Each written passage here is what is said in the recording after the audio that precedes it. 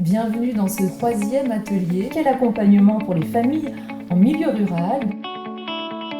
Nous nous trouvons à Aix-en-Provence et l'objectif de cette rencontre, effectivement, c'est de faire remonter des territoires ruraux leurs problématiques de manière à pouvoir alimenter le débat qui aura lieu avant les élections présidentielles.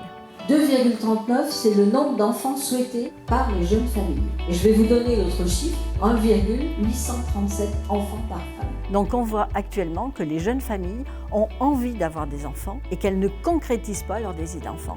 Pourquoi? Parce que pour nous, la politique familiale n'est pas suffisamment étayée. Les familles sont au cœur des préoccupations de la MSA.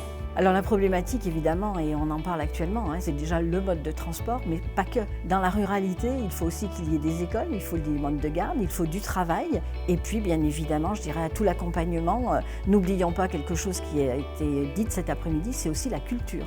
Ça va être à vous maintenant de travailler à la fois sur les thèmes de l'accompagnement de la jeunesse et la lutte contre la précarité. C'est le moment des ateliers. On voit bien qu'il y a quand même aujourd'hui une fracture entre le milieu rural et le milieu de la ville de façon générale.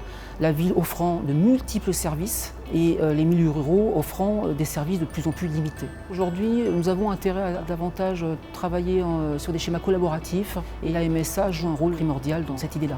Aujourd'hui, on est véritablement dans une famille qui est fragilisée en milieu rural. Cet isolement peut être le point de départ de beaucoup de souffrances.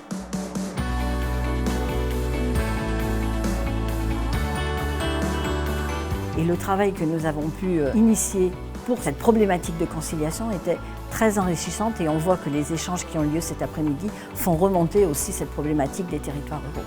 Belle initiative portée par la MSA, je confirme. Merci donc à la MSA Provence-Exu. Merci à vous pour vos précieux éclairages.